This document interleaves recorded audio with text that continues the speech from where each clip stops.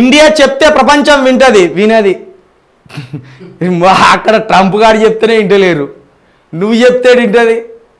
ట్రంపే నేను ఒట్టిగా అబద్ధం ఆడినా ఎన్నికల కోసము, నా మాట వాళ్ళు ఎందుకు వింటారు అని చెప్పి పడేసిండు. వినది. ఒకటి చెప్పి చూడరా, అది మరి చూద్దాం. నీ మాట ఎక్కడ చెల్లుతుందో చెప్తే అప్పుడు నిజంగా వింటదా వినదా చూద్దాం. ఉక్రెయిన్ అదేవిధంగా రష్యా యుద్ధం ఆపేయి, నిజంగా ఆపేయి. మరి ఏడింటాను చెప్పు.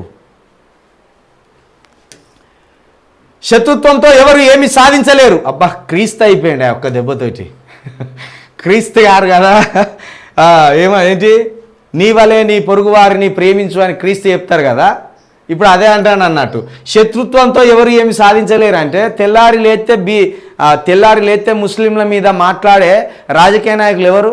బీజేపీ రాజకీయ నాయకులు.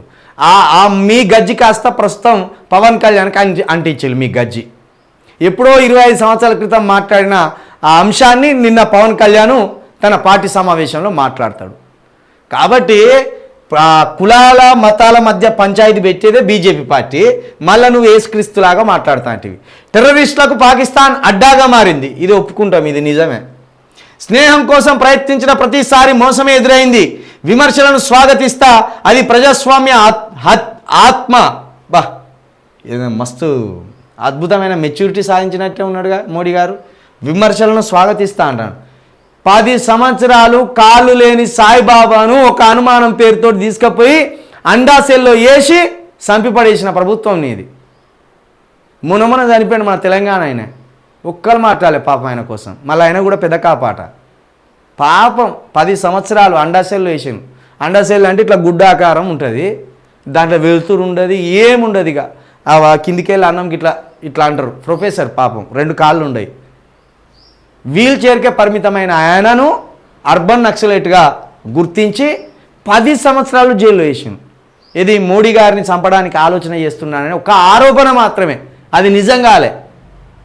10 సంవత్సరాలు జైలు వేస్తే ఆ బాడీ మొత్తం వెలుతురు లేకుండా మనము ప్రతిరోజు మనకు వెలుతురు దాకాలి కదా. ఏం చేసిండు, 10 సంవత్సరాల తర్వాత 11వ సంవత్సరం గత సంవత్సరం రిలీజ్ చేస్తే ఇక్కడికి ఇంటికి వచ్చినాక ఈ వెదర్కు ఆ వెదర్కు సమతుల్యం కాక చనిపోయాడు. కాళ్ళు లేనని చంపేసిన అనుమానంతో నా బాల్యం అంతా పేదరికంలోనే గడిచింది. ట్రంప్ ఎంతో ధైర్యవంతుడు, ముక్కుసూటి మనిషి. నువ్వేమన్నా మరి మనం ఆగమైపోతాం, మన దేశమే ఆగమైపోతుంది. కాబట్టి ఆయన ఎంతో ధైర్యవంతుడు అనాలి, ముక్కుసూటి మనిషి అనాలి. చైనాతో అసమ్మతికి బదులు చర్చలకే మా ప్రాధాన్యం. చర్చ చేయకపోతే మనం దాంతో గెలవలేము సారు. చైనాతో మనం గెలవలేము. ఆడు డీప్ సిక్ అనే యాప్ను కనిపెడితేనే అమెరికా అతలకుతలమైంది. మనం చైనాతో లొలి పెడితే మాంజాదారాలకు వెళ్ళి చైనా మీదనే ఆధారపడుతుంది, గుండు సూదికి వెళ్ళి కూడా చైనా మీదనే ఆధారపడుతుంది. ఇప్పుడు నేను చదివే ఈ వార్తలకి సంబంధించింది కూడా చైనాదే, ఆ కెమెరా చైనాదే, అన్నీ చైనాయే. ఒక్క అడుగు బయట పెట్టలేము మనం చైనా వాస్తు వాడకుండా. మనకెక్కడిదా ఉత్పత్తి? ఇటువంటి రాజకీయ నాయకులు కులమత పంచాయతీలు పెట్టుకుంటా ఉత్పత్తి చేయకుండా ఎప్పుడు దిగుమతే ఉంటే మన ఆర్థిక స్థాయి ఎట్లా పెరుగుతుంది? కాబట్టి మనం ఏ దేశంతో లొలిగిపోయినా వచ్చిగానే ఆగమైపోతాం, పేదరికంలోకి పోతాం. మనం మొత్తమే ఆర్థిక మాధ్యమం వచ్చి ఆగమైపోతాం. చైనాతో మనం రెచ్చిపోయి మాకు మోడీ ఉన్నాడు, పెద్ద మునగాడు అనుకునేరు. ఇందిరాగాంధీ చేతులు ఎత్తేసి కొన్ని లక్షల ఎకరాలు ఒట్టిగానే ఇడిచిపెట్టింది. ఎందుకు అనవసరమైన ఇక్కడ వీళ్ళతో లొల్లి పెట్టుకుంటా అంటే మనకు ఖర్చు ఎక్కువైపోతుంది. దేశం గురించి ఆలోచించలేకపోతున్నాం. ఆర్థిక మాధ్యం వచ్చే పరిస్థితులు ఏమనుకొని ఇందిరాగాంధీ కాలంలో సపరేట్గా యుద్ధం వద్దు ఆ ప్రాంతం సపరేట్గా తీసుకొని పోయారు. మోడీ హయాంలో కూడా అరుణాచల్ ప్రదేశ్ ఆ ప్రాంతం అంతా కూడా గోడలు కట్టుకొని ఉన్నారు వాళ్ళు.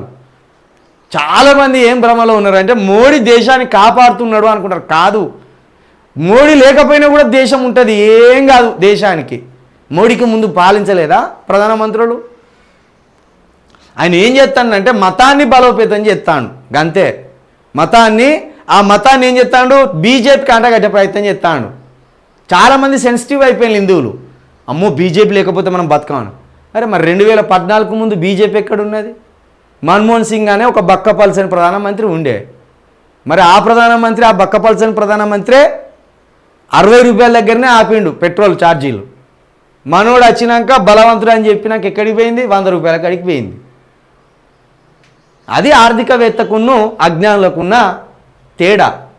కాబట్టి మోడీ చైనాను గెలుచుకొస్తారనుకుంటే అతి దుర్లభమైన మాట అది. చర్చల వరకే, ఏదున్న చర్చలు చేస్తారు ఆయన, చర్చలతోటే ముగించుకొని వస్తారు గంతే.